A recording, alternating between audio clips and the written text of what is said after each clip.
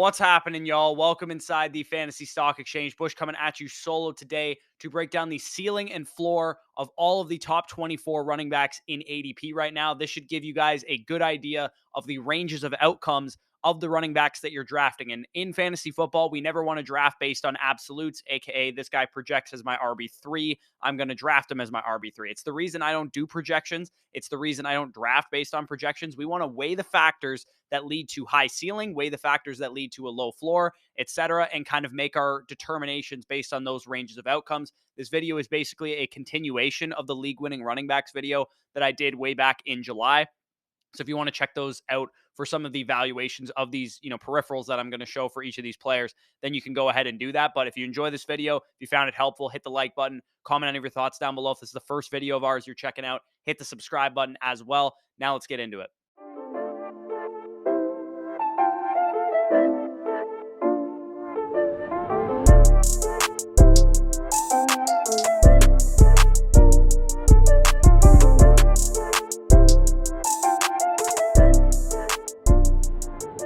Okay, so for each one of these guys, like I said, I will show the peripherals that I broke down in the league-winning running backs video that are required to reach a PPR points per game season of 20-plus PPR points per game since the year 2013. These averages that you guys can see on the left side are the threshold that we're going to weigh all of these peripherals against in these players. And this should just give you a good idea of what we're concerned about with certain players, what we're not concerned about with certain players. And the first guy, obviously, is the RB1 in ADP in Jonathan Taylor. You guys can see that we're concerned about his targets and his receptions, but it's pretty much the only concern we have of him.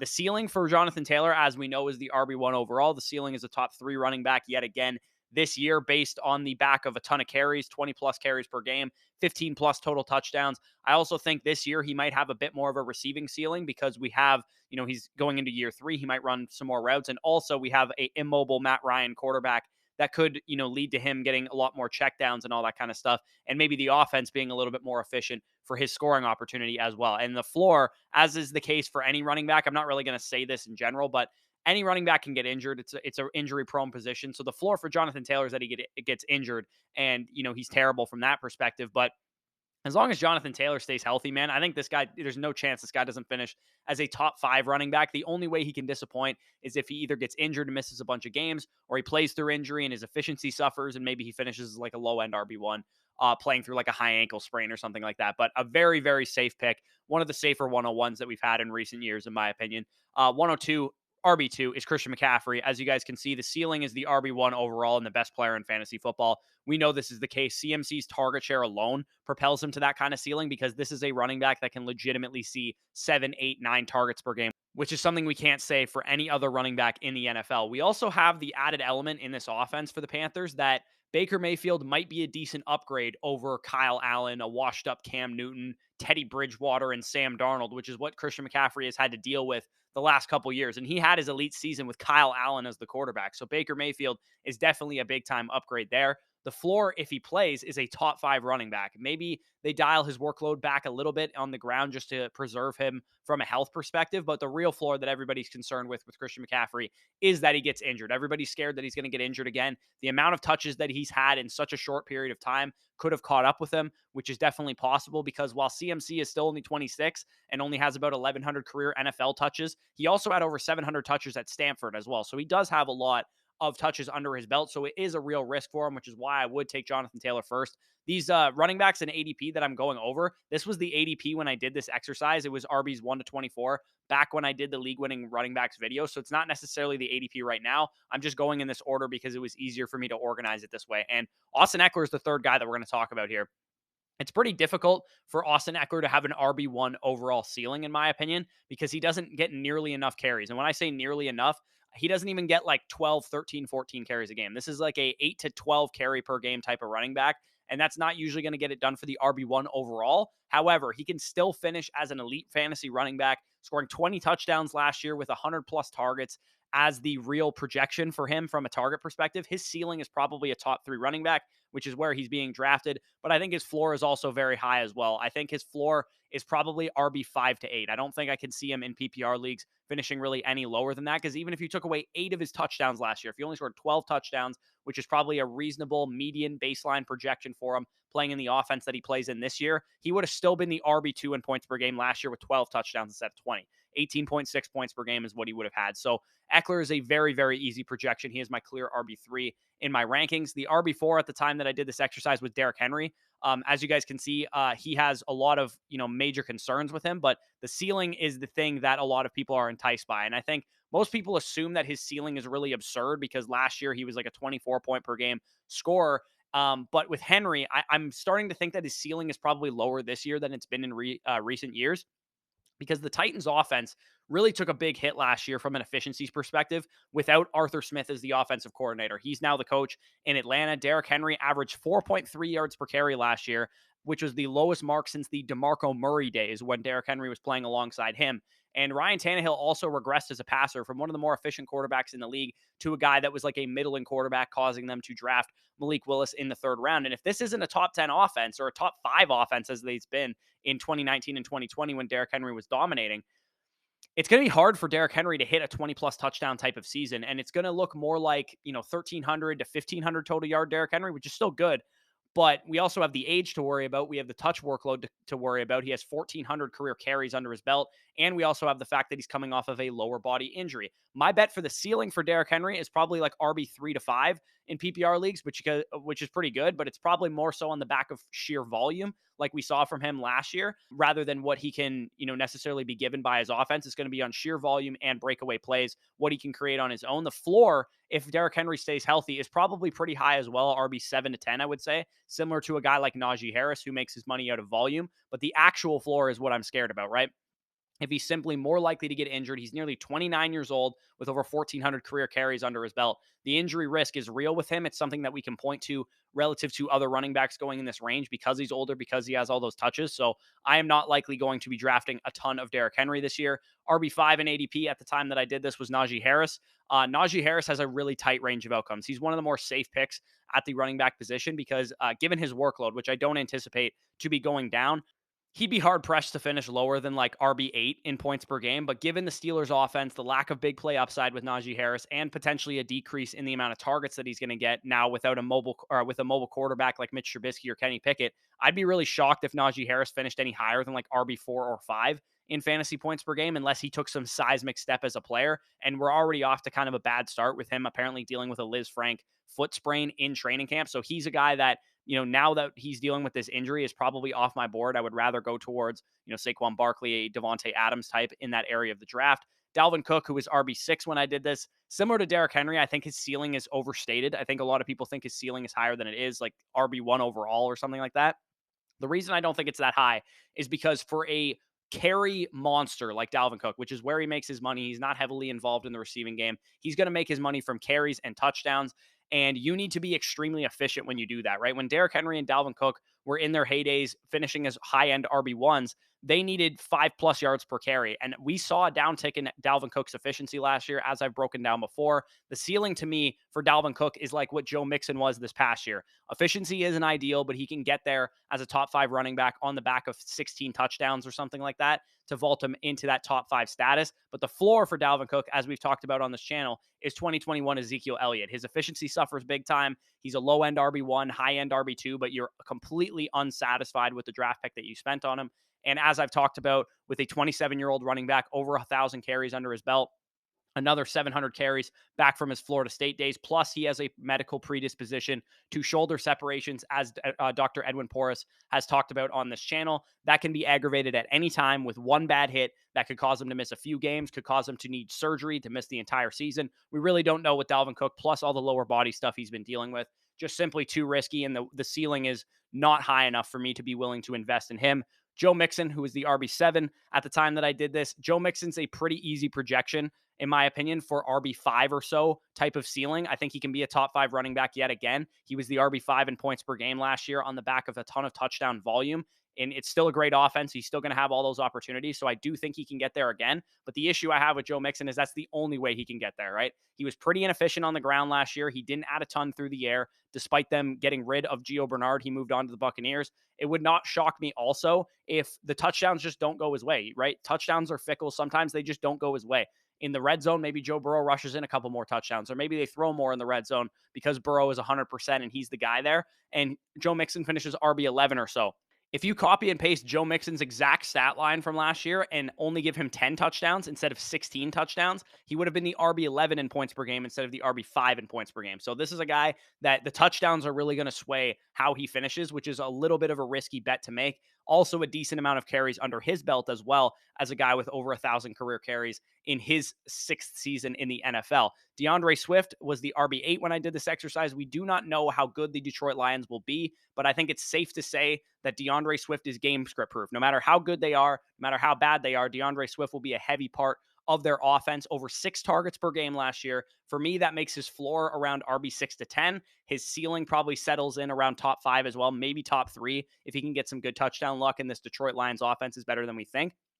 If he can add a bit more goal line work to his repertoire and his already great workload through the air, he definitely represents a great bet for a high ceiling, high floor type of combination. Plus, with DeAndre Swift, unlike some of the other guys that I just talked about, he's young, right? We don't have that carry workload to worry about. We don't have to worry about him breaking down as easily as a guy like Mixon, as a guy like Dalvin, as a guy like Derrick Henry going in the same area of the draft as well. Aaron Jones, who is the RB9, ceiling is why I'm a little bit lower on him, I've kind of talked about before. Many people out there probably look at the splits without Davante Adams on the field, and they're just very comfortable projecting Aaron Jones to have a 100-plus target ceiling. But for me with Jones, I can't get there. I don't think a guy in year 6 of his NFL career is suddenly going to average 2 to 3 more targets per game than he's averaged throughout the duration of his career without a coaching staff change, which is what we have in Green Bay. Aaron Jones and A.J. Dillon, I think, are going to cannibalize each other from a carry perspective, from a target perspective, from a routes perspective, from a red zone perspective, from a goal line perspective. I think they're going to cannibalize the shit out of each other. So for me,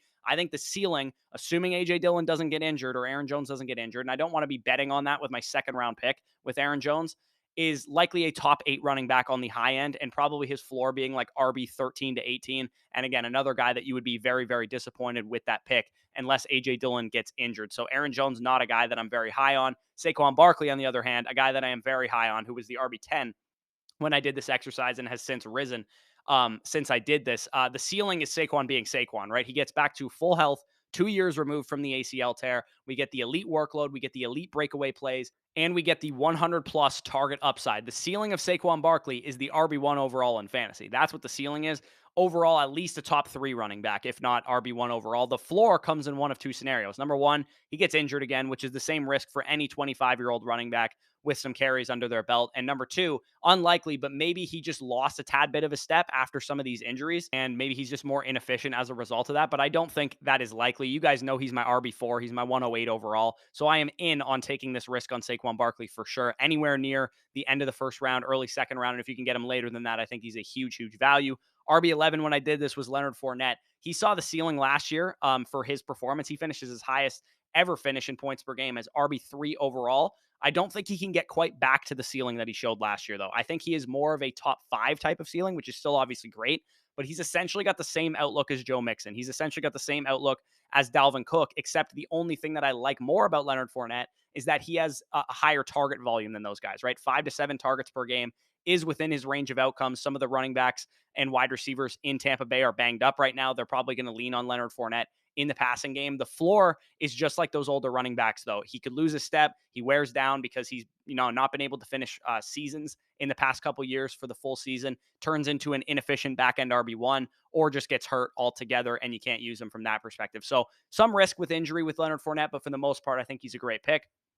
Nick Chubb, RB12 off the board, which is completely absurd to me. Top 8 is the best that Nick Chubb has ever finished. That is a stone cold fact. He's the highest he's ever finished is as a top 8 running back in points per game. And that was with the best offense that he had ever played in back in 2020, who finished as a top 15 scoring offense, were the Cleveland Browns, with the best offensive line in football. Without Deshaun Watson until week 13 of the NFL season, I do not see anything higher than a touchdown or bust RB2 being the absolute ceiling for Nick Chubb. The floor is probably decent because he's Nick Chubb. He's a great running back in the NFL. RB 15 to 18 is probably the floor here, but we're still talking about the RB position where we don't want to draft low ceiling options. I know Nick Chubb's a phenomenal real life running back, but we're talking about a guy that splits carries with Kareem Hunt. He's going to split touches with Dearness Johnson, even if Kareem Hunt were to suffer an injury. 5 yards per carry doesn't mean much when you're splitting time, you're splitting goal line work, you're getting very little work in the receiving game, and you play in a bad offense, which is what I think Nick Chubb will be doing in Cleveland. So he's probably going to get a lot of carries, probably going to be efficient, but the other peripherals are what I'm worried about with Nick Chubb. So ceiling, not very enticing. Floor, pretty enticing, but that is pretty much the only draw of Nick Chubb's for me in fantasy drafts this year. Javonte Williams, RB13 when I did this. The ceiling is semi-unknown because we don't know what his workload is going to be exactly, but at the very least, I think we can assume it'll be 60-40 Javonte on the high end, probably 70-30 or 75-25 Javonte, similar to the split that we see from Jonathan Taylor and Nyheim Hines in Indianapolis. If that happens, we have a top 5 ceiling. We have a guy who could potentially even finish as the RB1 overall, who's a great player. We saw that last year out of a rookie Javonte Williams in an improved offense with Russell Wilson coming in. Locked down the receiving role down the stretch last year.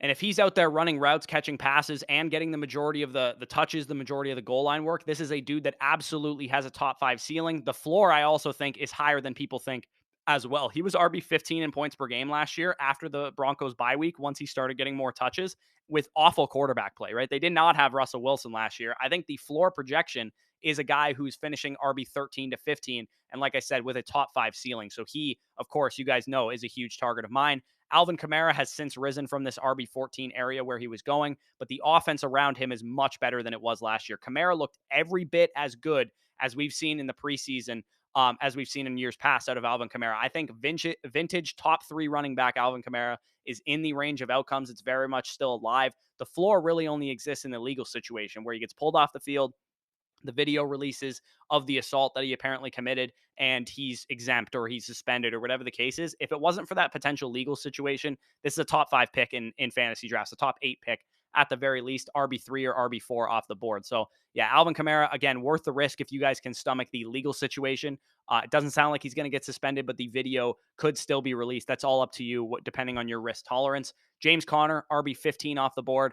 I have legit concerns that he won't ever get back to the ceiling that he showed this past year. We're talking about a guy who scored 18 touchdowns, and I don't think people understand how difficult that is to repeat, no matter who you are, right? And James Conner, prior to this year, was a castaway of the Pittsburgh Steelers, right? The Steelers' run game was terrible before Najee Harris got there, and even then, he wasn't even that great either. Kyler being dinged up probably contributed to that emphasis on using James Conner on the ground, using James Conner on the goal line. I think it was just a perfect storm for James Conner last year. Chase Edmonds going down as well. I don't think James Conner is going to get back to the RB7, RB8 overall finish that he had last year. I think Darrell and Eno Benjamin will contribute on third downs. James Conner does not have the same ceiling he had last year. I think his ceiling is a back end RB1, RB10 to 12, back end RB1, touchdown or bust type of guy, and his floor is very low. He's been injured a ton in the past because he had cancer in college. Apparently, he has a predisposition to get injured a little bit easier as well, which you don't want to hold against the guy, but it is a fact going against him in his not in his favor. The floor is a back end RB2, in my opinion, a touchdown or bust like Jordan Howard in Chicago type of floor, which is something I don't want to be drafting in my fantasy drafts. He's been inefficient. He was really efficient as a pass catcher last year, which I don't think will contribute will keep up. He caught 37 of his 39 targets, which is an absurd catch rate. I don't think he can repeat. There's just a whole lot going against James Conner. I think if you had him last year, enjoy the production that you got. I don't think he'll ever get back to that, unfortunately. Ezekiel Elliott, RB16, the worst combination you can have. He's got a low ceiling and a low floor. He has a low back end RB1, high end RB2 as his ceiling probably. Again, touchdown or bust type of guy, but the floor is him losing his job to Tony Pollard. The floor is him dealing with injury again all year and being completely ineffective on the ground, or just low end RB2 production in general. His efficiency, his durability, his explosiveness, his workload has all declined each of the last 3 seasons. Nearly 2,000 career touches under the belt of Ezekiel Elliott. It is absolutely over for Zeke in fantasy football. Do not draft this man anywhere close to where he's going. 3rd, 4th round, bypass him for wide receivers, please. If you're going to draft a running back in this area of the draft, it should be a guy like Travis Etienne, who his ceiling is very fun, right? Top 5 to 8 running back overall is in his range of outcomes due to the 80 to 100 target upside that I see possible in this new Doug Peterson offense. Not going to score a ton of touchdowns and probably what we would consider a bad offense for the Jaguars, but this offense did look a little bit better than I was giving it credit for initially in the preseason so far. His floor, though, if he doesn't hit his ceiling, is probably more so like what Antonio Gibson was last year, which was like middling RB2 production. And the range of outcomes that happens is where James Robinson's ready to go at the beginning of the season, and they start to split touches a little bit more with those guys. And Etienne's the pass catching guy. James Robinson maybe siphons away some goal line work. But for the most part, I think Etienne has a really fun ceiling, a really solid floor as well. He's a guy that I'm absolutely drafting everywhere. Cam Akers, who was the RB18 when I started this exercise. The upside is why I like Akers so much. You guys know that I'm very in on Cam Akers. The risk is baked into his price. He typically goes off the board rounds 3 to 4 in fantasy drafts. The upside for me is basically what James Conner and Joe Mixon did last year. 15 plus touchdowns in the range of outcomes that could propel him into being this year's Joe Mixon, this year's James Conner as a top 5 to 8 running back. Akers could be somewhat inefficient and still be a top 5 to 8 running back, in my opinion, just like those two guys were last year, based on goal line touches, based on, more receiving work that he might see. The Rams running backs, Sony Michel and Darrell Henderson, combined for the second most red zone touches in the NFL last year. And I think that is definitely possible for Akers as the main guy there. The floor is admittedly quite low, though, because he's coming off of a torn Achilles 13 months ago. He suffered one. He already came back from it in the playoffs, but it still does exist as something that could limit his explosiveness or whatever the case is. And we also have him dealing with a soft tissue injury right now. And they're talking about how he isn't running full speed or whatever. From an injury perspective, he is definitely not a safe investment. I drafted him in the Big Dogs Bash yesterday, and I also have quite a bit of exposure to him on Underdog. So I'm probably going to take him off my board for my home league draft this coming Saturday because I already got my fix for Cam Akers. He's already into my portfolio, and I don't need to take any more unnecessary risk with him because I already have some exposure. But if you're in multiple leagues and you want to grab a share of them, I do think the ceiling is quite high for Cam Akers. Before I go on too long in this video, I was going to go on all 24 running backs in the top 24 in depth, but I'm just going to breeze through these last, 6 or so because I don't want this video to be too long. Let's start with Breece Hall, who was the RB19 when I did this. He has a top 10 ceiling if he can get the workload. We really don't know when that's going to happen. I do think Michael Carter is going to start the season as either the starter or at least a 50-50 type of committee. How long is it going to take for Breece Hall to command a workload? Maybe it only takes a couple weeks, a week or two, and he's ready to go as a top 10, top 12 running back as soon as that is done. But the floor is probably like what last year's Javonte Williams was, right? He never regains the full workload. We're talking about a 2023 type of investment with Breece Hall. David Montgomery barely has a mid RB2 ceiling as the RB20 off the board here. His floor is a low end RB2, and maybe even worse if Khalil Herbert digs into his workload as well. J.K. Dobbins is the RB21. Assuming he can stay healthy, I think he can reach a top 12 season. He saw Mark Ingram get a top 12 season, a top 10 season back in 2019 on the back of high touchdown volume and high efficiency in this Ravens rushing offense. And I think J.K. Dobbins can do the same thing as well, maybe even contribute a little bit more in the passing game than Mark Ingram did. But we know what the floor is for J.K. Dobbins. It's pretty low.